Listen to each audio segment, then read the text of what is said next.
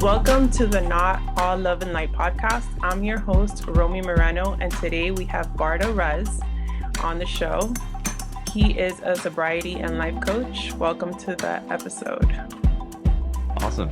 Thank you, Romy. I appreciate you having me on. Excited to dig in. You're welcome. So why don't you tell the listeners a little bit about yourself? Yeah. So, how deep do we go? Do we go kind of surface level, what I'm doing right now, or do we dig into No, like the story and how we got here? no. Anybody that knows me, that there's no surface level. We go deep.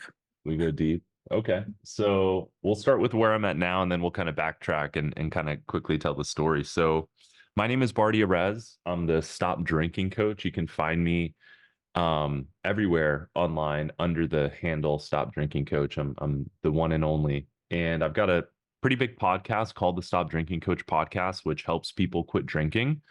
And I also have a coaching program. I have a one-on-one coaching program. I'm just getting ready to launch a group coaching program. And um, yeah, I take a sort of a radically different approach to quitting drinking and going alcohol free than you typically hear in like the traditional sort of recovery community. Um, and yeah, I mean, I've got, you can find my podcast on Spotify and Apple. I've got a huge TikTok with lots of content. So if you're looking for support, insight, I think that'd be a great place to start. But a little bit about myself. I'm 32 years old and I've been alcohol free for about 3.5 years.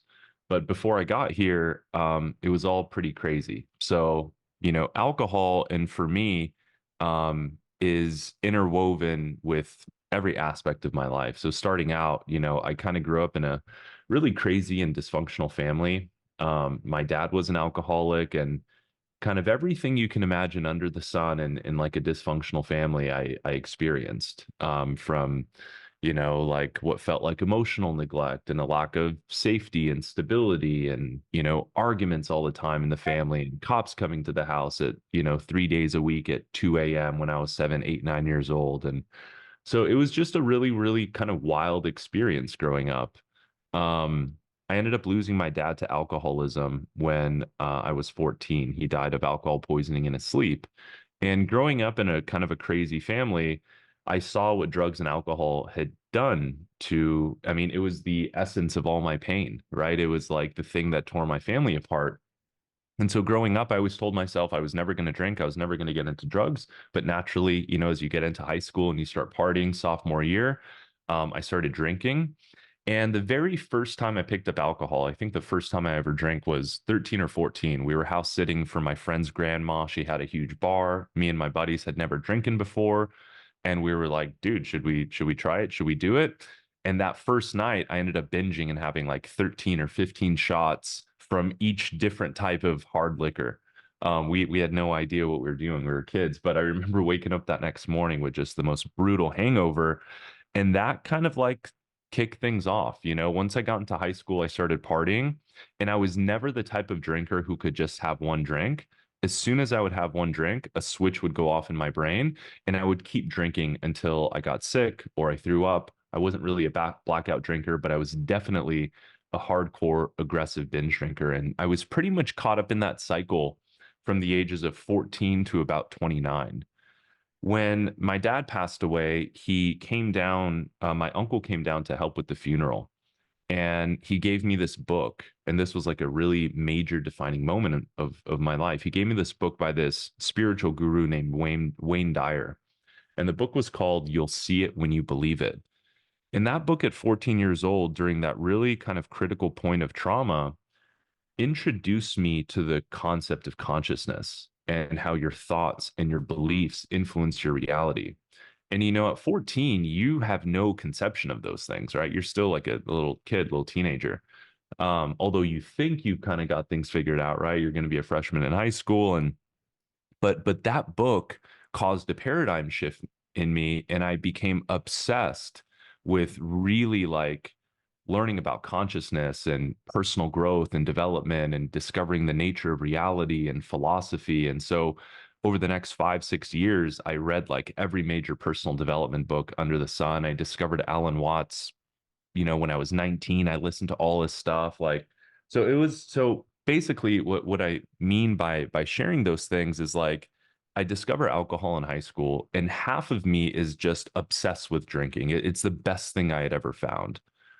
The other half of me was really oriented around personal growth and becoming a better version of myself and fulfilling my potential, but I felt like I could never really do that in the way that I wanted to do it because alcohol was always getting in the way. Every time I take 3 steps forward, I would take 2 steps back.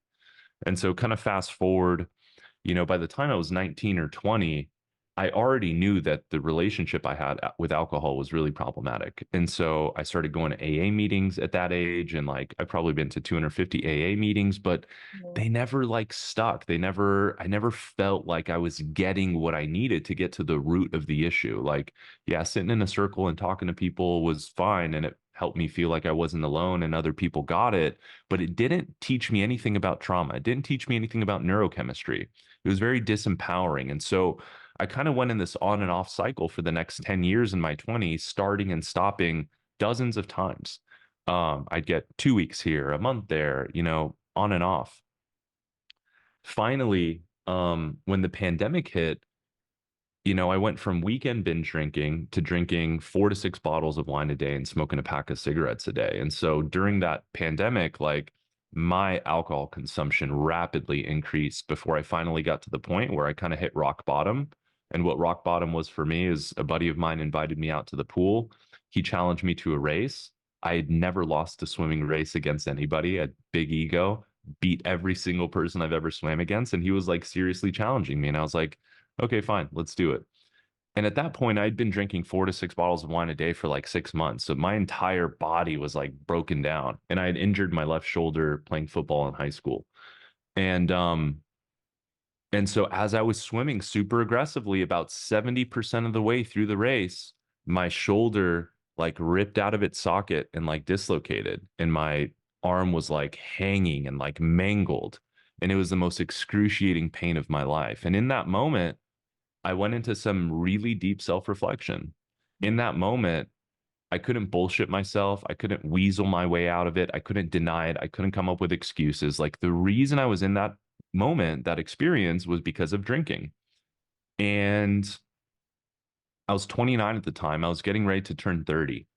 And, for me, having been exposed to the world of personal growth and mindset and personal transformation and spirituality and philosophy at such a young age, I always had these dreams and ideas and conceptions of who I would be at 30 years old, the man that I would be, the status of my life, how I would be living, all these different things. And in that moment in the pool, I realized I was a multiverse away from that version of myself that I knew I was deep down.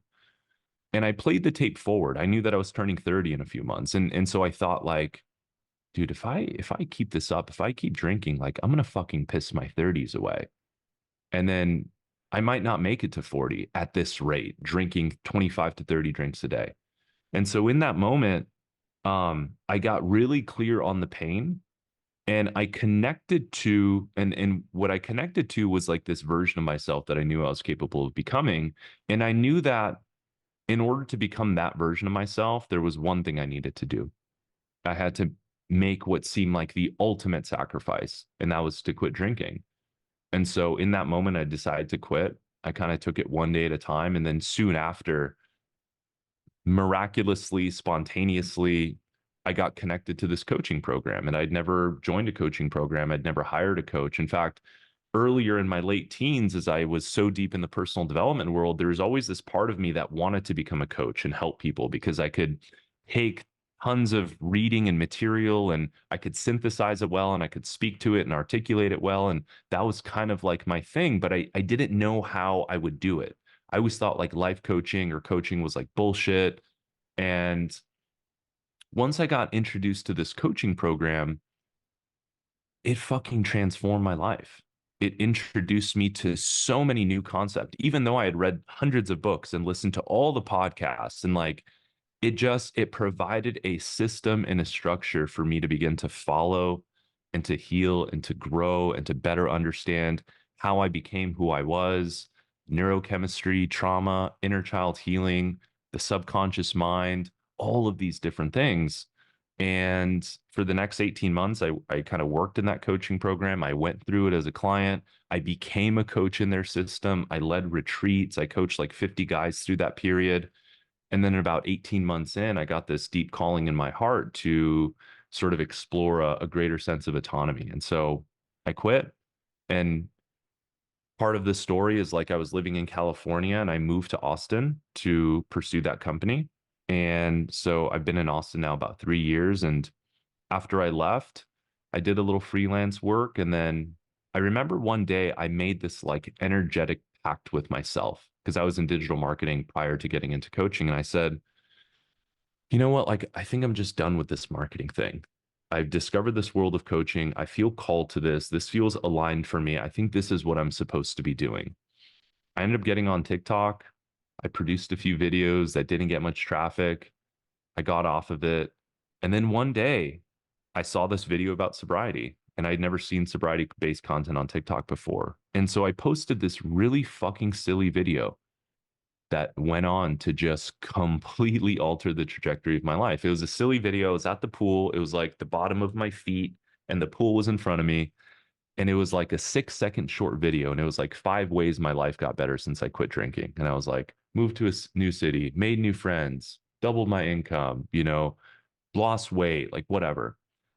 And by the end of the day, that video got 50,000 views. And I'd never gotten 50,000 views before. And so I'm like, huh, this is like my first video that popped off. And so I analyzed it and I just followed the trend. And I started to create more content around sobriety. And very, very, very quickly, it started to take off because I started to approach this whole concept of quitting drinking and sobriety in a different way than you hear anybody else talking about it. I started talking about dopamine. I started to help people understand cravings and the compulsion and the neurochemistry and trauma and all of these different things. I mean, alcohol was the bane of my existence for 14 years. So, like, I get it, and I can speak to it in a way that's, I think, really different and unique. And just, over time, within, another month or 2 months, I had a couple more videos go viral. And, that, yeah, that next year just became super transformative. Within a couple months, I took on, my first client. And kind of fast forward to today, I've worked with over 250 people personally. My podcast has reached hundreds of thousands of people. And it's just been a wild, profound, transformative journey. I mean, looking back, it's the hero's journey. It was one of the most challenging things I did. It was like, I don't know anybody who loved drinking as much as I do.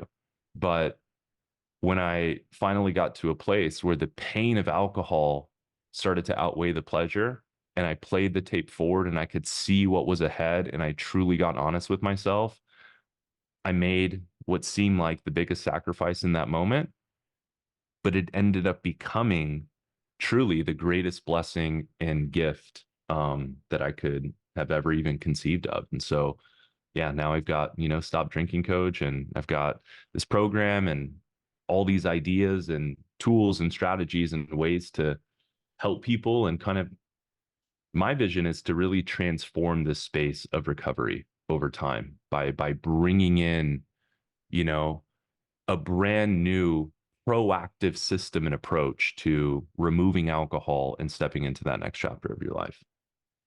I love that. I love your story. I didn't know so much in the sense of how spiritual you are and what a gift that book was that your uncle gave Yeah. you. It It was was the such a greatest gift in gift. so many ways, Yeah. He more than actually, just and I hadn't talked to him in years, and he randomly reached out to me about a month ago. He said his wife found me on Instagram, and so he reached out to me basically after 15 years, and he's like, "I'm so proud of you. I'm so glad that you made it." And I finally, there's like family stuff, so we weren't talking, but I'm so glad I had the opportunity to finally tell him, like, listen, that moment, that book that you gave me changed everything for me. And he's like, somebody gave me that book when I needed, and it changed everything for me too. So that. Pay it forward. yeah, I love paying it that. forward. My dad was an alcoholic as well. And I didn't grow up in the same household as him, and I didn't really see him drink and see him in that space until I was about 16. And when I did, by that time I was already drinking. I too started drinking at a very early age. And because I wasn't around it so much, I didn't see the effects that it had, like on my younger siblings that lived with him, perhaps. But he also lost his battle not because of the alcohol poisoning, but he actually took his life because of the drinking and the depression and just spiraling. And Wow. I feel so called to help men heal because I actually did not want to work with men prior to that because I had my own traumas around men. And it wasn't until that happened that I realized men need healing and I Wow. need to be able to step into the space, hosting also retreats and workshops and coaching. And I've helped men get off, certain addictions and things like that. But I've had a lot of people come to me about becoming sober because I have stopped drinking since November 11th, 2022. And I just realized it wasn't working for me anymore. Everybody loved Drunk Romy. Drunk Romy's fun. She loves to have a good time. She's very happy. She's the life of the party. People love Drunk Romy, but Drunk Romy was not serving me anymore. And the last time I drank, I was celebrating my birthday and it was just Patron nonstop all night long. And I remember waking up in the middle of the night in my son's room, and I was still wearing the same clothes I went out in. And I'm like, okay, so I didn't even shower when I got home. Great. And when I go to the bathroom, like my bedroom was right across the bathroom. And then I see somebody laying in my bed on their phone, and I had no idea who it was. And I'm like, who the hell is that? And then I realized it was my friend Kira, which thank God, because I would black out.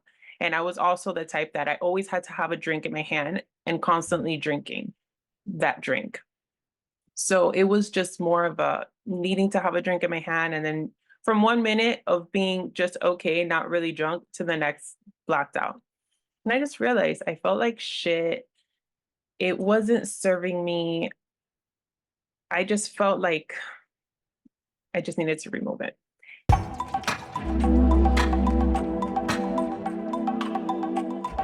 Hey, it's me, Romy. I want to share a moment with you. We often talk about healing, growth, and doing the work on this podcast. But where do you start?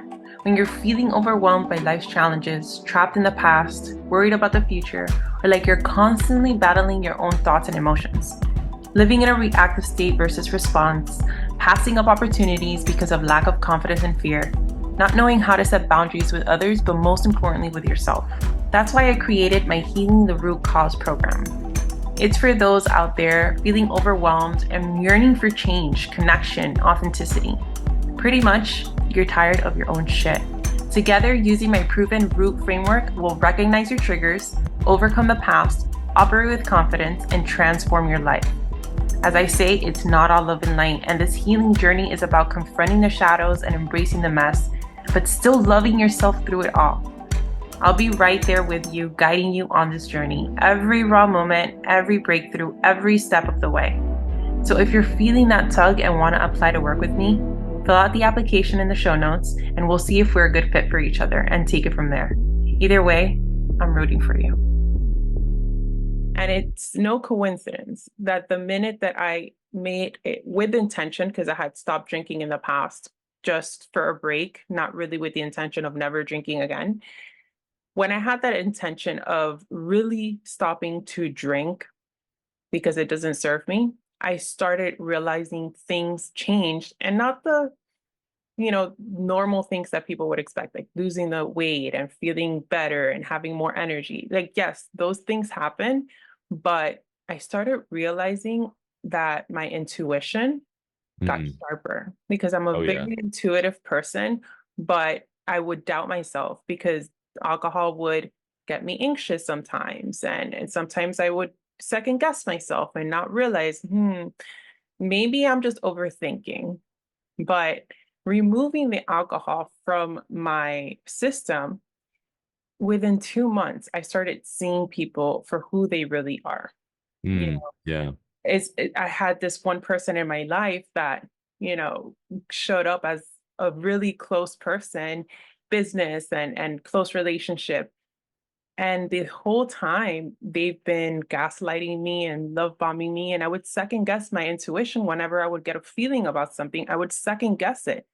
But once the alcohol was removed, I saw her for who she was. Mm, yeah. And I was able to separate myself from that person. And with everything, I always find everything out. Things always come to me, information always come to me just to confirm that my intuition is correct.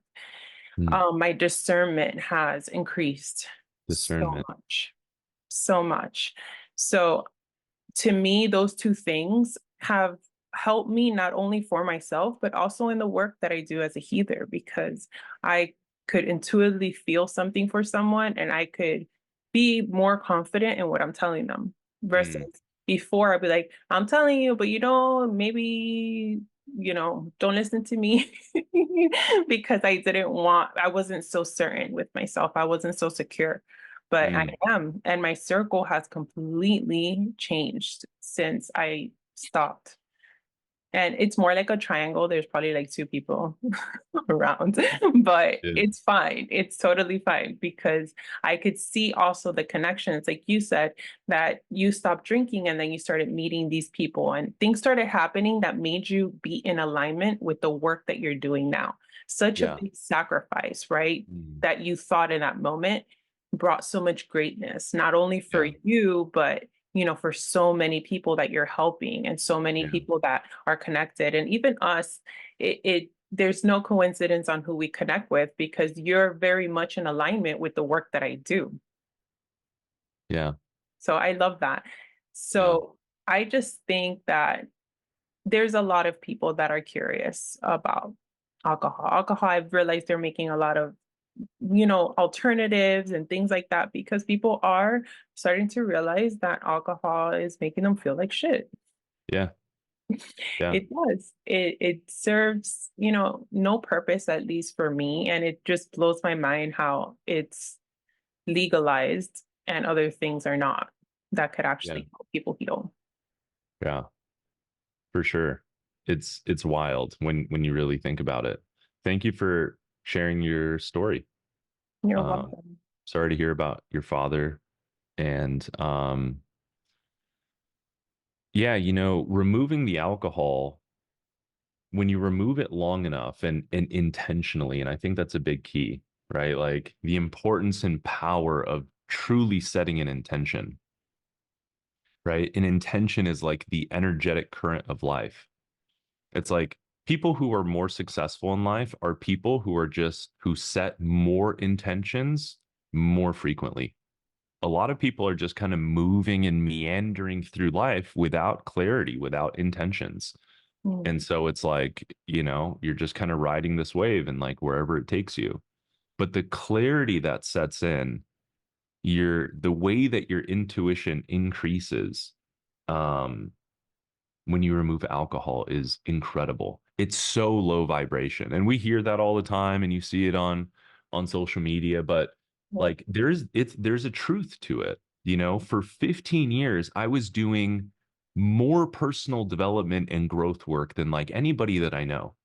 But for some reason it could not penetrate to the soul. It could not penetrate to truth, to that authenticity, despite all the books, all the growth, all the learning, all the different entrepreneurship ventures I got into. It's like I could never truly break through to the other side while I was drinking, and like you said, yeah, it's true. People are starting to wake up over the last, I would say, 5 years Mhm. with, and thanks to social media, right? Because so many people are coming out and being honest and sharing their story.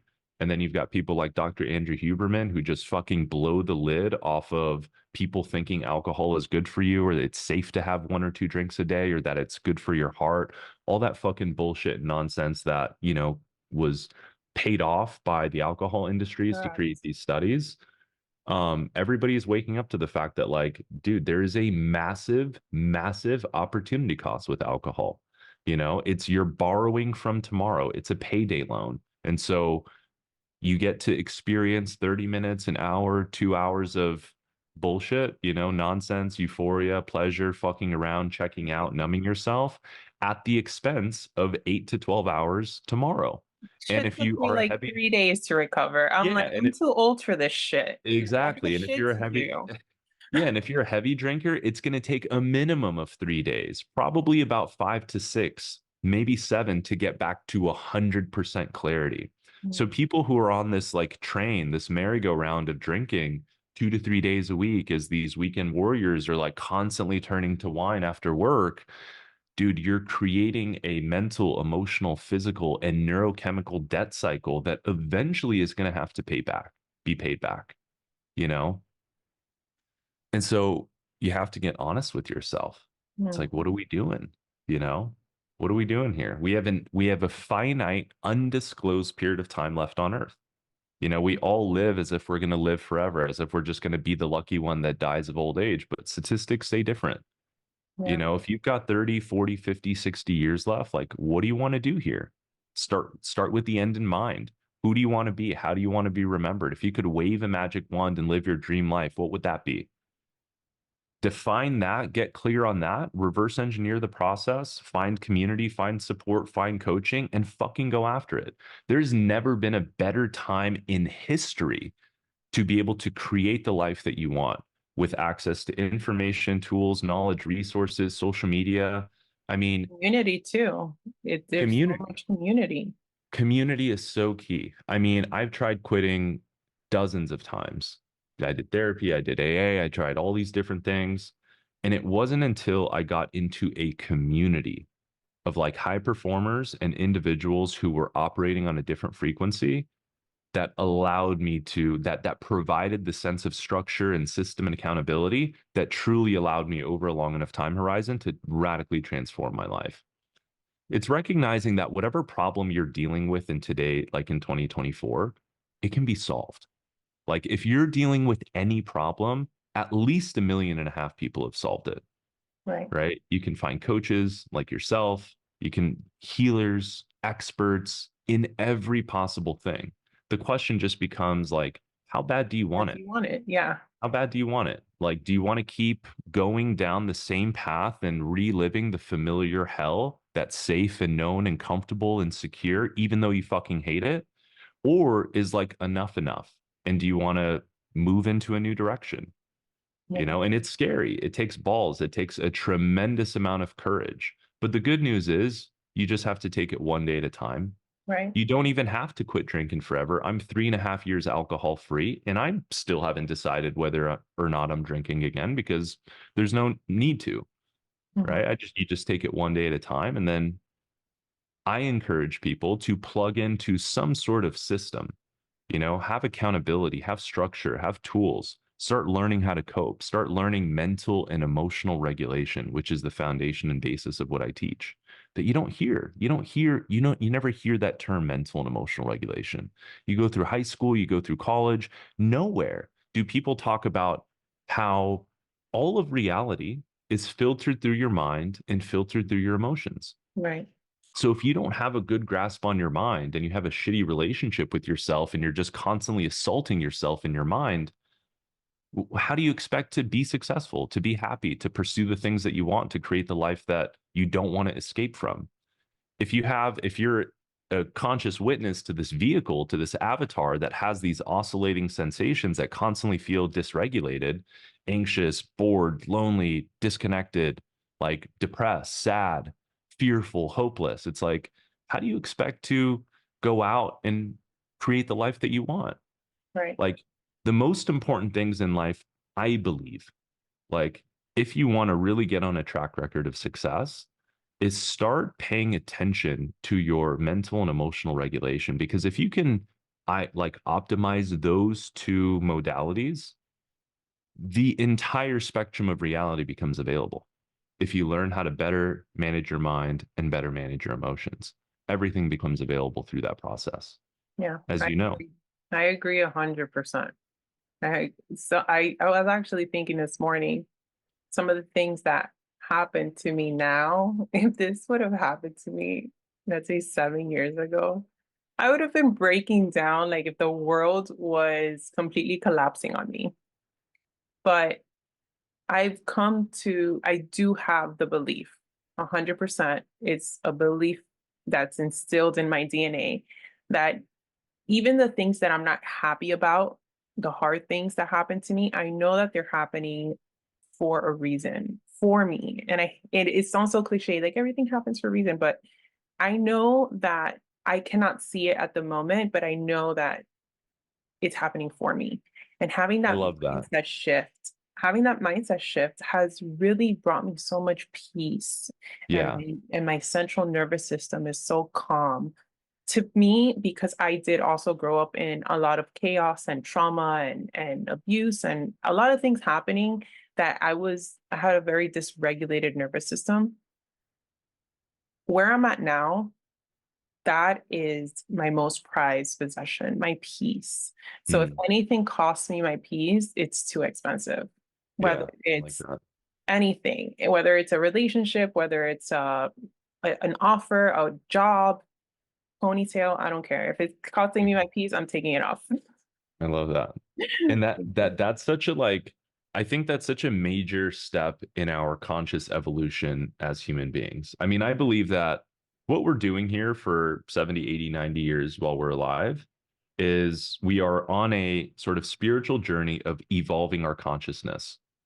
And when you grow up in a dysfunctional family in an unstable environment with trauma and you don't get that kind of support and stuff that you need through that developmental period, Yeah, it's natural, right, when you experience a lot of trauma to live in sort of a victim mindset, yeah, right? That like the world is out to get me, the world is unsafe, people can't be trusted, I'm not good enough, right? You're operating with all these limitations and perceptions that are disempowering. And so you look at everything through the lens of this is happening to me and you feel powerless. But there's like kind of three stages of evolution in this consciousness. I mean, there's many, many more, but a really simple framework is at the lowest level, at the lowest sort of vibration, when you're operating in a victim mindset and you feel sort of powerless to life, you believe and operate under the assumption that life is happening to me. So that the world, outside forces are imposing these circumstances on me and I can't do anything about it. I'm just the butt of the joke and I have to deal with it. right, The next evolution of consciousness is where things begin to change. And this is where you begin to look at yourself and you start to look at life and you start to operate through the perception and lens of life is happening for me. So every challenge, every circumstance, every person, everything that's going on, you start to look at it through a more empowering lens and you start to see that, hey, these things that are happening for me somehow, for my growth, for my learning, for my ability to begin to address it, to acknowledge it, to heal, to be more self-aware, to become more organized, to try to be more mindful, to be more heart-centered, to be more compassionate, to be more proactive, right? And then the next stage, and this is where things really start to kind of change and transform, is once you operate through the life is happening for me for long enough and you start to really take this like more kind of proactive um homeostasis based not harmonious relationship to life where you're not fighting it anymore and you're not operating in a victim mindset, then you get to life is happening by me.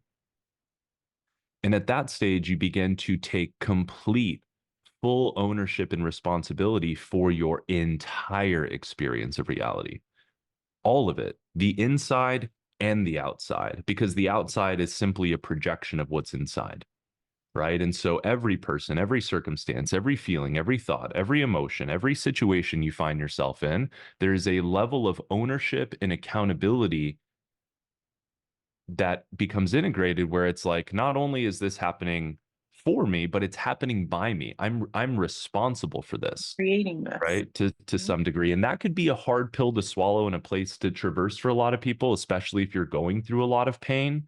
But as you begin to release your attachment to being right, release your attachment to being so fearful, release your attachment to being the victim, you can begin to see that no matter what is happening, you play a role somehow. And maybe not in your childhood where you were powerless and, you had adults who could have maybe imposed certain painful experiences on you. But now, as an adult, while you may not be responsible for everything that happened in the past, you are responsible for your healing and how you're going to process and integrate those things and how you're going to move forward. Yeah. I always say that you're not responsible for what happened to you, but you're responsible what happens moving forward. Yeah. What Yeah. you do with it, the Right. story that you decide to tell yourself about it, right? Are you going to take those things and attach to them and continually use them as a reason why, as an excuse why? Or are you going to find the gold? Are you going to find the wisdom? Are you going to find the silver lining and use that as a way to become more resilient, more empowered, more self-aware, more proactive? I mean, that's the journey of life, is Mhm. each and every one of us has a crazy past. Each and every one of us has stories. Each and every one of us has aspirations and goals and dreams. But the question becomes like, so what are you going to do? You know? Exactly. Yeah, I always think like people try to compare their pain, their traumas to other people, like, oh, it's not that bad. I went through this. But what people don't realize is the way that our body receives that trauma or that pain, it's the same feeling. It doesn't matter what happened. There's not one that's worse than the other. Logically, something could seem worse, but the way that our body responds to the pain, to the trauma, could be exactly the same Yeah. as somebody Yeah. else. So it Yeah. doesn't really make anybody that special. Like, oh, this Yeah. you're worse off. You're more of a victim. Totally. It's like, Totally. Yeah. I recorded a new podcast episode yesterday. It's called Discomfort is the Compass. And discomfort, it's like pain, discomfort, it's all kind of the same. Whether you're bored, like that's uncomfortable. Whether you have a craving, that's uncomfortable. Whether you're a little socially anxious, that's uncomfortable. Whether you have this memory from the past that produces a fight or flight or anxious experience, that's uncomfortable. Discomfort masquerades itself and is wrapped in a thousand different shiny bows. But at the end of the day, viscerally, somatically in our body, it's pins and needles. It doesn't feel good.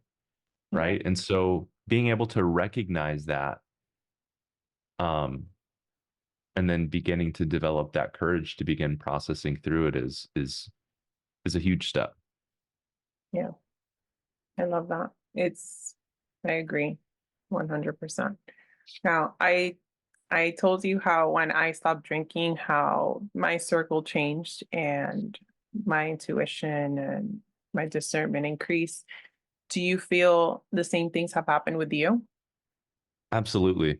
Yeah. As soon as I quit drinking, within, I don't know, maybe 6, 8 months, it started to feel like all the books that I read, all the podcasts I listened to, all the work, all the research, all the philosophy, all the spirituality, all the work, it felt like it all started to just hit at once, like a speeding bullet train. It's like they were all like just sitting on my shoulder, like waiting to just tip over. And all I needed to do was remove the alcohol long enough and find a way to do that sustainably for quite literally every single thing in my life to become better and improve dramatically. And the raw, honest truth is the one part of quitting drinking that everybody's kind of terrified of is the social aspect. What's going to happen? Who am I going to hang out with? What are my weekends going to look like? And that seems really scary when you're deep in the alcohol, you know? And to be absolutely honest, that part of your life does take a hit. It does take a hit, right? When you're alcohol free, you don't really like going to bars and hanging around other people who are drinking. It's not Oh, that cool. The conversation's weird. They start getting loud and laughing at shit that's like dumb. You just kind of disconnect. yeah. And everybody's Being different. Some different. people have a circle of friends that like all drink, and that's tough because you're going to have to venture out and kind of mingle and maybe find some and develop some new, healthier relationships. Other people might have a community of people who maybe have friends whose lives aren't oriented around alcohol. So integrating back into that kind of social thing is a little easier. But without a doubt, man, alcohol is a poison for your mind, your body, your energy, your spirit, your ability to operate from your true, raw, authentic self is limited when you're drinking alcohol. Although you might think that while you're drinking, your true self is coming out because what's actually happening is you're just Your ego. numb, right? Yeah, you're operating from ego and you're numb, but it's not your true self. In fact, the reason you're drinking is because you're afraid of your true self. There's fear, there's pain, there's anxiety, there's shame, there's guilt, there's a fear of judgment, Yeah. right? Like that's why we're drinking. We're drinking to numb. It's very, very important for our society and culture to recognize that alcohol is a hard drug, just like cocaine and heroin. It's no different. The dopamine response you get from alcohol is almost as close as cocaine, almost. So just because it's legal, you can buy it from the store. You operate under this assumption that it's like, oh, it's fine. They approved it. Like, it's cool. It's Right. cultural. Like, that's fucking nonsense. It is a hard drug and it causes brain damage. It fucks up your reward circuit. It messes with your ability to be present. It dysregulates your emotional operating system. It creates anxiety. It creates depression. It creates overthinking. It, you know, it it really affects your ability to feel pleasure, you know, and fulfillment. Because as you get on that drinking cycle, as we all do in high school and college, and we become weekend warriors and we work and then we just fucking drink in the evenings and on the weekends, dude, there's real damage that's being done. And people don't recognize that. And so it's imperative that, like, if you feel like you have somewhat of a problematic relationship with alcohol in any capacity, to really like investigate, research, learn, study, learn about neurochemistry, read some books about quitting drinking, like get sober curious. Yeah. Yeah. I Um, think that's the best thing that I've done for myself in a very, very long time. yeah, I get didn't really curious. have an alcohol problem where I drank all the time, but when I did, I just knew my body was rejecting it. The way I would get a hangover after having 2 glasses of wine was not normal. Yeah, your body's rejecting it at that You point. know, it was just like, no, you're done with this shit. Like, you need to Mhm. stop.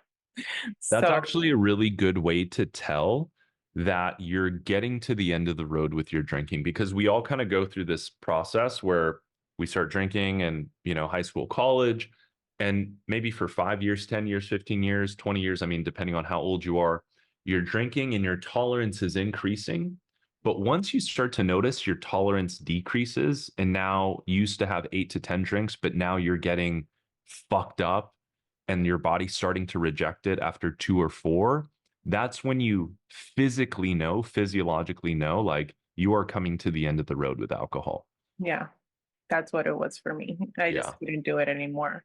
But like I said, best thing that I've done for myself.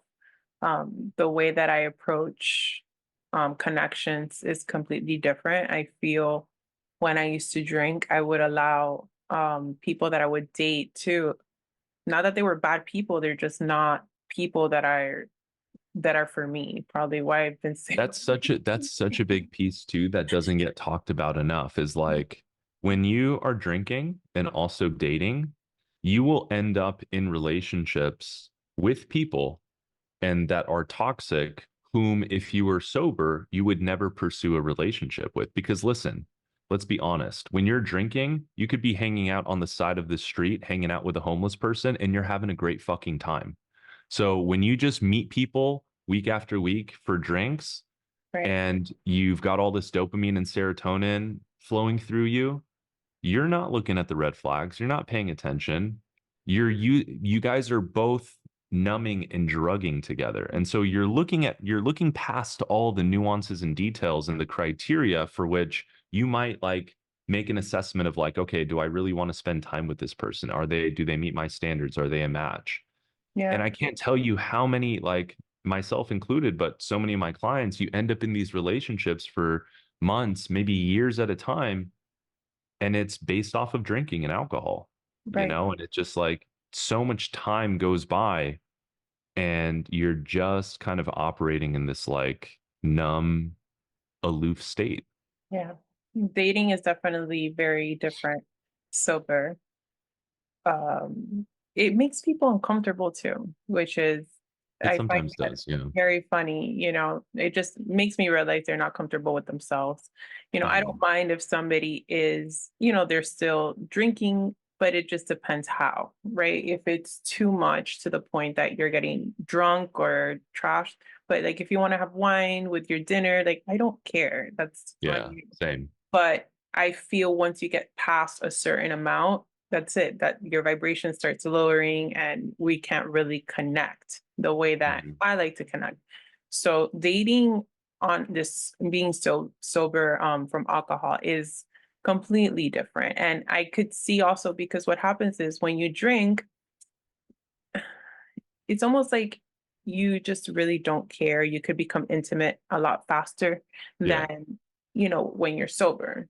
for So, sure. for example, like for me, I noticed this recently on a date that I went on that, he was also alcohol free. So that was really cool. But maybe if I would have been drinking, I probably would have kissed the guy because, everything else was fine, but there was just certain things that I knew that he wasn't my person. So why am I going to kiss somebody that I know is not my person when, even though we get along great, we're having fun, I just know that you're not the person for me. So why would I kiss you if it's not really going to go anywhere?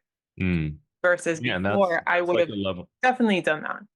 Yeah, and that's like a level of awareness and discernment that you start to like embody as you go alcohol free, right? You become more connected to your truth, your standards, your values, right? Your ability to like play the tape forward and see like, okay, where's this going to lead to? Like, what are the contexts and possibilities here? All that stuff it really improves. Hmm. And um not only let's say in the area of dating, but in every other area of your life, which over a long enough time horizon contributes to so much growth and progress. I agree. I love that. Yeah. Well, thank you so much for joining me today. Is there Yeah. any last words or any last messages you want to give the listeners before we go? Um, yeah, I mean, I hope this episode was helpful. Um, and if you want to check out more of my stuff, you can find me pretty much everywhere under the Stop Drinking Coach. You can find me on Instagram at the Stop Drinking Coach. On TikTok, it's at Stop Drinking Coach. My website is www.thestopdrinkingcoach.com. Working on getting it redesigned here pretty soon.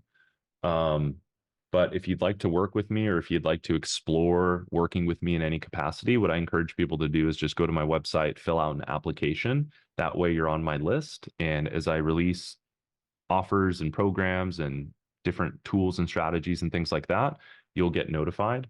Um, and yeah, definitely I would recommend checking out my podcast. It's called The Stop Drinking Coach. I've got 33 episodes on there, and each of them go super deep in a topic that is, I think, essential and critical to understand about this journey moving forward. So yeah, thanks for having me on. You're welcome. One thing that I noticed, I'm into astrology, and this huge shift happened to you during your Saturn return. Oh, So really? yeah, so Saturn, it takes about 29 years to orbit. So 29 to 30, usually big shifts happen. Some people get married, some people have kids. Mm. Sometimes certain things happen that completely change their lives. So as Wow. I'm listening to you, I'm like, huh, some Saturn return that you had there. Interesting. I Yeah. haven't gotten super deep in astrology, but it's always kind of interesting to explore. Yeah, it's helped me, so much, but that's another topic for another day. Thank you so Yeah. much for allowing me to have you on here and share, what you do. I feel it is very important, especially people have come to me because of my own alcohol-free journey, that they want to be able to go on this path, but they're scared. They're so scared because what's going to happen when they remove it? What Yeah. fun are they going to have? Me personally, I wake up really early. So if I have to go out because my friend is performing or I'm gonna go to a concert or something, I with that sparkling water, and I take a packet of Celsius and I'm just like breaking it up That's and good. make myself a mocktail just so I could stay awake Celsius. for the night. I'm telling you, that is my mocktail forever. One packet Yeah. of Celsius and sparkling water, and I just sprinkle a little bit and I have one packet the whole night, but I've had like So four good. mocktails. Best thing ever. Yeah. Yeah, totally. Yeah. Yeah, So, and one more like piece of insight is like, if you're struggling and you're fearful, but there's a part of you that wants to quit, coming from me, I mean, alcohol, and I don't say this to compare, like, I don't know anybody who loved alcohol as much as I did, who is as obsessed with alcohol as much as I was, who was drinking as much as I was. I mean, I've probably, out of 250 people I've worked with personally, maybe two people were drinking as much or more than me. mm, So if I can do it, you can do it too. And it's important to recognize and understand that like the way that you feel in early sobriety when you first quit drinking, the first month, 2 months, maybe 3 months, it's not how you're going to feel a year into being alcohol free. If you take a proactive approach, there is so much light at the end of the tunnel.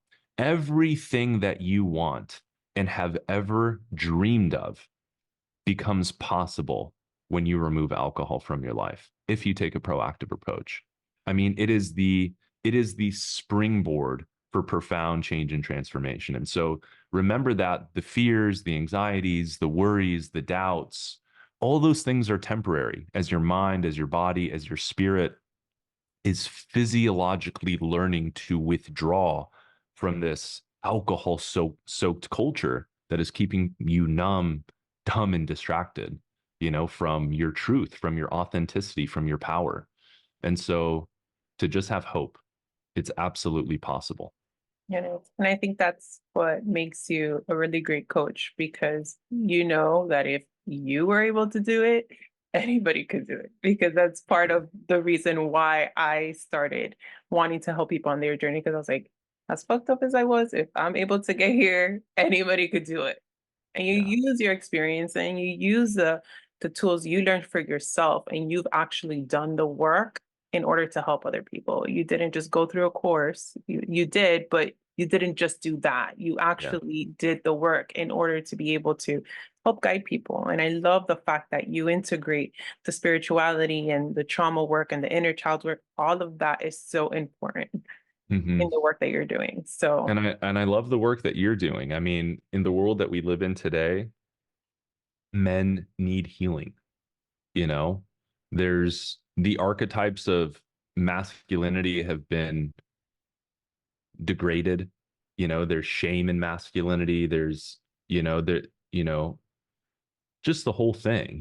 Men repressing their emotions, trying to pretend like they've got it all together, yeah. um being fearful of their truth and authenticity, Mhm. their inability to emotionally remain present and regulate during times of stress. Like there's so much healing that men need for sure. So you're doing really, really powerful work. Thank you. Yeah, a lot of the majority of my clients are men. I work with both, but it wasn't until what happened with my father that I felt, called to help men in that aspect. And it's just, I get goosebumps just thinking about it, because just seeing a man like that's just holding back. And once I ground them and I'm there for them and I'm holding that space for them, and they're allowed to be completely vulnerable and release and just completely process, it's such a beautiful thing. It's such a Yeah. beautiful moment to see a man. I could almost get emotional because they've been suppressed so much to just not feel. And I'm Hispanic, so in Hispanic culture is like that macho Yeah. machismo thing.